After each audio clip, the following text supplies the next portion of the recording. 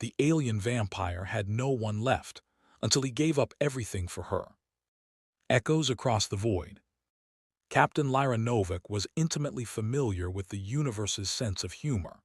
It tended to manifest in the most inconvenient ways, like now, as her ship's primary navigation system displayed a cheerfully ominous red warning symbol, accompanied by a synthetic voice declaring, "Navigation failure imminent.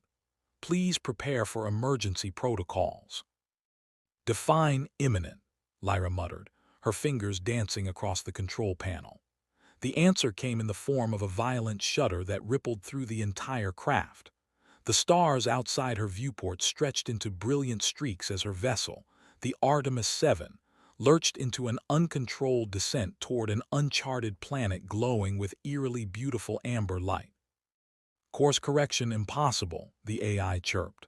"Calculating survival probability, 63%. "Wonderful odds," Lyra said, strapping herself in tighter. "Just once I'd like to land somewhere with beaches and cocktails." The Artemis 7 carved through the planet's atmosphere like a meteor, systems failing in cascading sequence. Lyra's training took over as she manually deployed emergency thrusters, fighting to control what was quickly becoming an elaborate metal coffin. The ship screamed in protest, hull plating superheating, as she guided it toward what appeared to be a valley between towering crystalline formations. The impact was less than elegant. The Artemis 7 slammed into the planet's surface, skidding nearly half a kilometer before coming to rest against a structure that appeared to be half building, half living crystal. Silence followed the cacophony of the crash, broken only by the gentle hiss of cooling metal and the ping of the ship's emergency beacon activating. Lyra's consciousness returned slowly, her head throbbing in time with her pulse. She unclipped her harness with fingers that felt twice their normal size and stumbled to the emergency kit. A quick medical scan revealed nothing worse than bruising and minor lacerations. The air quality monitor on her suit indicated the atmosphere was breathable if thin. "Small mercies," she whispered, gathering survival essentials before forcing open the escape hatch. The landscape that greeted her was unlike anything in her considerable experience as an explorer. The sky was a perpetual amber twilight, casting everything in warm, honeyed tones. Crystalline structures rose from the ground like the ribs of some colossal organism, pulsing with internal light that seemed to respond to her movements. The air tasted metallic and smelled faintly of ozone. "Standard protocol. Establish perimeter, assess resources, activate long-range beacon," Lyra reminded herself, voice steady despite the otherworldly beauty surrounding her. She'd just begun setting up a portable scanner when she felt it, a presence. Not a sound or movement, but a sensation like being observed. "Hello," she called, one hand moving to her pulse pistol. "I mean no harm. My ship crashed and I'm just trying to—" "You are lost," came a voice from behind her, soft and melodious, with an accent she couldn't place. Lyra spun around, weapon half-drawn, to find herself face to face with a tall, humanoid figure. His skin was pale with a faint luminescence, like moonlight captured beneath alabaster. His features were sharp yet harmonious, and his eyes were extraordinary, shifting between amber and silver as they caught the light, with pupils that were vertical like a cat's. Long white hair floated around his face as if suspended in water, though there was only the gentlest breeze. "I wouldn't say lost," Lyra replied, not lowering her weapon, "temporarily misplaced." The figure's head tilted slightly, an almost avian gesture. "Your vessel is broken beyond repair. The crash damaged the quantum drive irreparably. You can tell that from here. I can sense the disruption in energy patterns." He moved closer, each step deliberate. His clothing seemed to shift with his movements, a material that caught light in patterns too complex to follow. "This world is called Terith, and you are very far from home, Earthborn." Lyra frowned. "How do you know I'm from Earth?" "Your genetic signature, it echoes." He stopped at a respectful distance. "I am Zephyr. Captain Lyra Novak, Interstellar Exploration Corps." She finally lowered her weapon, judgment overriding caution. If he meant harm, he'd had ample opportunity. "You speak my language perfectly." A smile that didn't quite reach his eyes. "I speak many languages. There have been others who fell from the stars, though none in a very long time." "Others, where are they?" "Gone." Zephyr gestured toward a path that wound between the crystal formations. "Night approaches. The thermal shift will be uncomfortable for your physiology. Follow me." Lyra hesitated, glancing back at her damaged ship. Protocol dictated she remain with the vessel, but something about this place, about him, pulled at her curiosity. "My emergency beacon will continue its work, but it will be many cycles before anyone hears it this far into the Veil Nebula." The revelation hit her hard. The Veil Nebula was at the very edge of explored space. If that's where she'd ended up, rescue could be months away if it came at all. "Very well," she said, gathering her survival pack. "Lead on, Zephyr." The path illuminated beneath his feet as he walked, crystals brightening in response to his proximity. Lyra followed, scanner in hand, recording everything. They passed structures that appeared to be buildings, vast, organic-looking constructions that merged seamlessly with the crystalline landscape. "Your city?" she asked. "What remains of it?" "And your people?" Zephyr paused, looking back at her with those shifting eyes. "I am the last." The simple statement carried such profound loneliness that Lyra physically felt it, like a pressure against her chest. "I'm sorry." He continued walking. It was long ago. They traveled in silence until they reached what appeared to be a dwelling carved into the face of a massive crystal outcropping. Inside, the space was surprisingly warm and comfortable, illuminated by the same bioluminescence that seemed to characterize the entire landscape. "You may rest here," Zephyr said, gesturing to a recessed area filled with something that resembled cushions. "The resonance chambers will maintain a temperature suitable for your species." Lyra set down her pack, exhaustion suddenly washing over her. "Thank you for your hospitality. Not many would welcome a stranger who fell from the sky." "When you are the last of your kind," Zephyr replied quietly, "you learn to recognize the value of unexpected encounters." Over the next several days, Lyra established a routine. During the day cycles, she would work on repairing what she could of her ship's communication systems. Though Zephyr's assessment had been correct, the quantum drive was beyond salvation. In the evenings, she would return to the crystal dwelling, where Zephyr would provide food, strange, luminescent fruits and what seemed to be cultivated fungi, all surprisingly palatable. Gradually, he shared fragments of Terith's history. His people, the Terilithians, had once been a thriving civilization that had achieved harmony with their crystalline world. Their technology was organic, grown rather than built, powered by what Zephyr called resonance energy, a force that flowed through the planet's crystal core and connected all living things. "Then came the cascade," he explained one evening, his voice hollow. "A stellar phenomenon. The nearby star released a burst of radiation that corrupted the resonance patterns. Most of my people died instantly when the connection was severed. Others faded slowly, unable to adapt." "But you survived," Lyra observed. Zephyr's eyes shifted to deep amber. "I was different. My resonance pattern was aberrant. I could modulate it, adapt to the changes." He looked away. "A mutation that once made me an outsider saved my life but condemned me to solitude." "How long?" Lyra asked softly. "By your measurement of time, nearly 3 centuries." The revelation stunned her into silence. 300 years alone, the sole survivor of an extinct civilization. The weight of such isolation was unimaginable. As days turned to weeks, Lyra found herself drawn to Zephyr's quiet wisdom and ancient sorrow. She noticed how he would sometimes reach out toward her, then stop himself, as if physical contact was something forgotten but longed for. There was a hunger in him, not predatory but desperately lonely, that resonated with something in her own soul.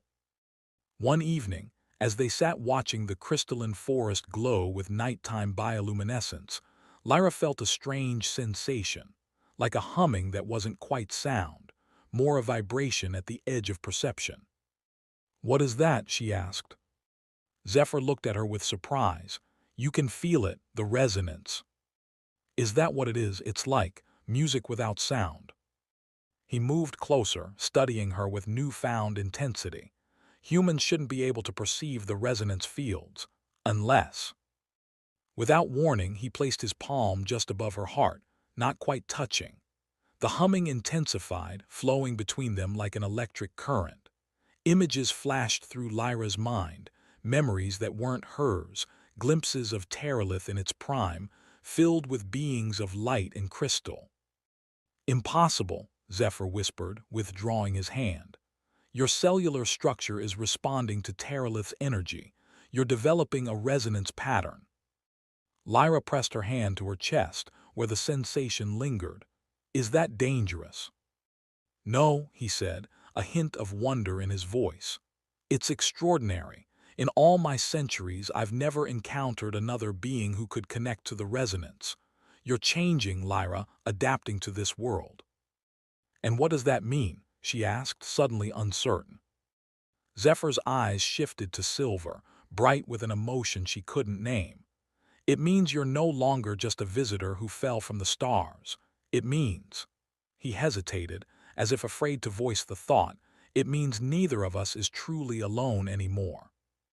The realization hung between them, fragile and profound. As the crystals pulsed around them in harmonic patterns, Lyra felt the universe's strange humor once again. She had crashed on an unknown world, lost everything familiar, and somehow found a connection more meaningful than any she'd known before, with the last survivor of a forgotten race, a being who had endured centuries of solitude until she literally fell into his world. And somewhere deep inside, she felt the resonance grow stronger, binding her to this place and to him in ways she was only beginning to understand. Beyond the star's edge, the amber-hued daylight filtered through the crystal dwelling as Lyra awoke, the now familiar resonance humming gently within her chest. Nearly 2 months had passed since her crash landing on Terith, and with each passing day, the strange connection she shared with Zephyr and this crystalline world deepened. Her hand moved instinctively to the small device beside her bedding, a modified communicator she'd salvaged from the Artemis 7. Its steady pulse indicated the emergency beacon was still functioning, broadcasting her location into the void of space. She should have felt relief. Instead, a complicated knot of emotions twisted inside her. "Your people are coming," Zephyr said from the doorway, his luminescent skin catching the morning light. "I can sense their vessel approaching the outer boundary of the Veil Nebula." Lyra sat up, startled. "You can sense that far?" "The resonance extends beyond physical space. I felt the disruption in the energy fields." His eyes shifted to a deep amber, a color she'd learned signified concern. "They will be here within 7 days." 7 days, she repeated, the words hollow in her mouth. What should have been joyous news instead filled her with a strange melancholy. Over breakfast, a strange but pleasant assortment of crystal fruits that tasted like sunlight and honey, Lyra studied Zephyr carefully. "You don't seem happy about my rescue." He arranged luminescent crystals on the table, a habit she'd noticed when he was troubled. "Your departure is inevitable. I have always known this." "You could come with me," she suggested, not for the first time. "The core would be fascinated by you, by Terith. You wouldn't have to be alone anymore." Zephyr's hand stilled. "I cannot leave, Lyra. My life force is bound to this planet's resonance field. Without it, I would perish within days." He looked up, his gaze intense. "And you know this already. You feel it too now, don't you? The pull of Terith's energy." She couldn't deny it. The resonance that had once been barely perceptible now flowed through her constantly, a symphony just beneath her skin. She'd noticed changes in herself, enhanced perception, faster healing, a sense of connection to the living crystals around her. Her scientific mind documented these transformations with fascination, even as part of her feared what they might mean. "I need to show you something," Zephyr said, rising with fluid grace, "before your people arrive." He led her deeper into the crystal forest than they had ever ventured before. As they walked, the structures grew more ancient, more intricate, pulsing with deeper harmonies that resonated powerfully within Lyra's changed physiology. "What is this place?" she asked, voice hushed with wonder. "The heart chamber, the center of Terith's resonance network." They entered a vast cavern where massive crystal columns rose from floor to ceiling like the pipes of some cosmic organ. At the center floated a sphere of pure energy, pulsing in complex patterns that seemed to echo the heartbeat of the planet itself. "This is where my people would come to commune with Terith's consciousness," Zephyr explained, "to synchronize their resonance patterns with the planet's core energy." Lyra approached the sphere, drawn by its hypnotic rhythm. "It's beautiful and dangerous. The raw energy here could destroy most living beings. The fact that you can stand so close." He moved beside her, his presence intensifying the resonance between them. "It confirms what I've suspected. Your genetic structure is remarkably adaptable. You're becoming attuned to Terith.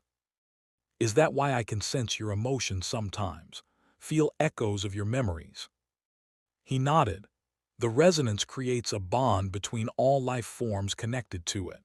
My people experience this as a kind of collective consciousness, though each maintained their individuality." Lyra watched the shifting patterns of light, trying to process the implications. "What happens if I leave? Will these changes reverse?" "I don't know," Zephyr admitted. "No outsider has ever developed a resonance pattern before, but I believe—" He hesitated. "I believe separation from Terith would be painful for you now, perhaps even harmful." The unspoken choice hung in the air between them.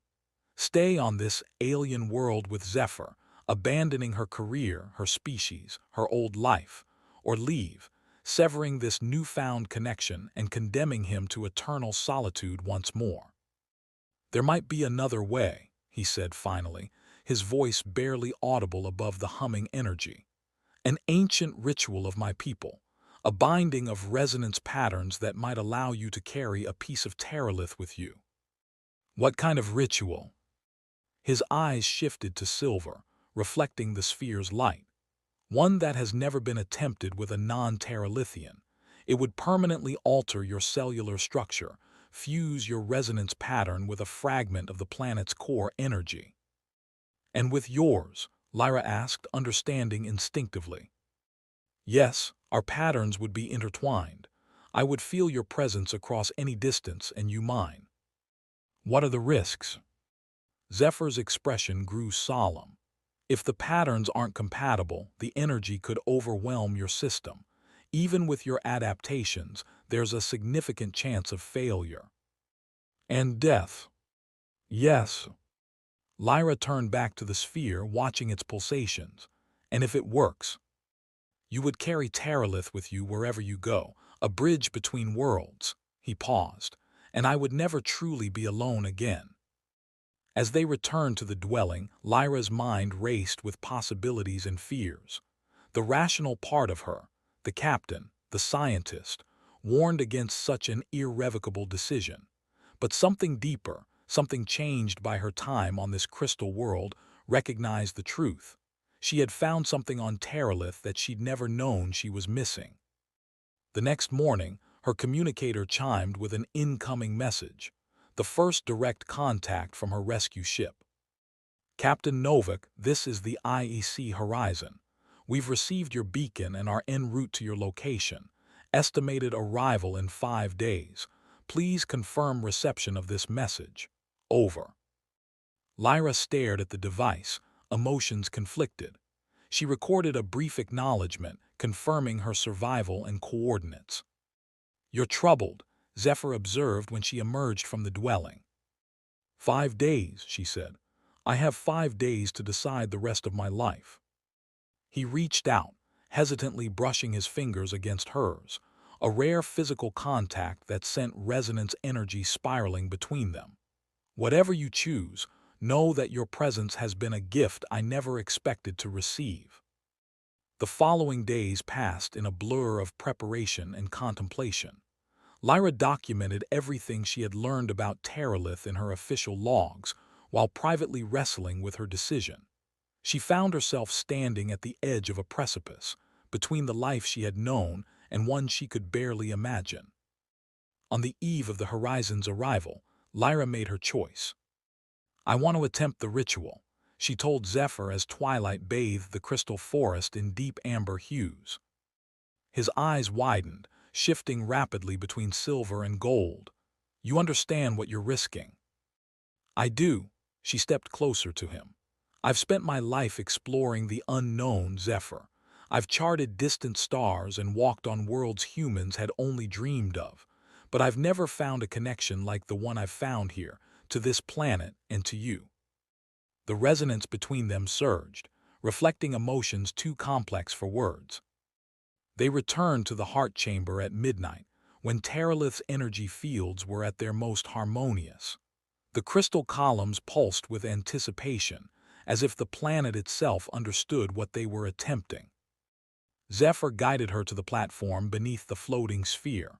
"The ritual requires complete surrender to the resonance," he explained. "Let it flow through you without resistance. Focus on our connection." Lyra nodded, heart racing. "I'm ready." Zephyr began a low, melodic chant in his native tongue, sounds that shaped the energy around them into intricate patterns.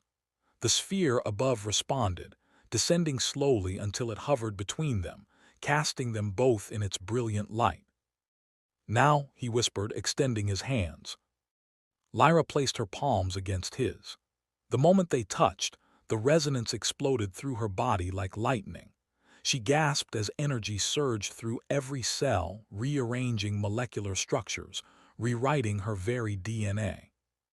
Memories flooded her consciousness, not just her own but Zephyr's too. She saw Terith in its golden age, witnessed the cascade that destroyed his people, felt the crushing weight of centuries of solitude. His joy when she crashed into his world, his fear of losing her. The pain was excruciating, unlike anything she had ever experienced. It would have been easy to withdraw, to break the connection and save herself. Instead, she leaned into it, surrendering to the transformation. Through the agony, she felt something crystallize within her chest, a fragment of Terith's core, binding itself to her life force. Simultaneously, she felt Zephyr's resonance pattern intertwining with hers, two melodies becoming one harmony. When it ended, she collapsed into his arms, trembling. Her skin had taken on a subtle luminescence, and when she opened her eyes, Zephyr gasped. They had changed, now shifting between her natural brown and a silver reminiscent of his own. "It worked," he whispered, wonder in his voice. "You're still you but changed, a bridge between worlds." Lyra felt the difference immediately. The resonance had become part of her, a constant song flowing through her veins, and within it, Zephyr's presence, a counter-melody to her own life force. "I can feel you," she said in amazement, "like you're inside me somehow." "And I you." His fingers traced the faint luminescent patterns now visible beneath her skin. "We are bound now, across any distance." The Horizon arrived the next morning, landing in a clearing near her crashed ship. When Commander Jansen and his team emerged, their shock at finding her transformed was evident, though they tried to hide it behind professional protocols. "Captain Novak," Jansen said, eyeing Zephyr warily, "we've come to bring you home." "Thank you, Commander." Lyra stood tall, the resonance steady within her. "But I'll be needing a different arrangement than standard extraction protocol." She explained her transformed status, the unique properties of Terith, and her connection to both the planet and Zephyr. To their credit, the Horizon's scientific team was more fascinated than alarmed, already discussing research possibilities and diplomatic implications. "I'll be returning with you," she told Jansen, "but I'll need to come back regularly. and I want Zephyr recognized as an official ambassador of Terith under my direct supervision." Jansen looked between them, nodding their similar luminescence. "This isn't standard procedure, Captain." "Nothing about this situation is standard, Commander, but it represents an unprecedented opportunity for interspecies cooperation and scientific advancement."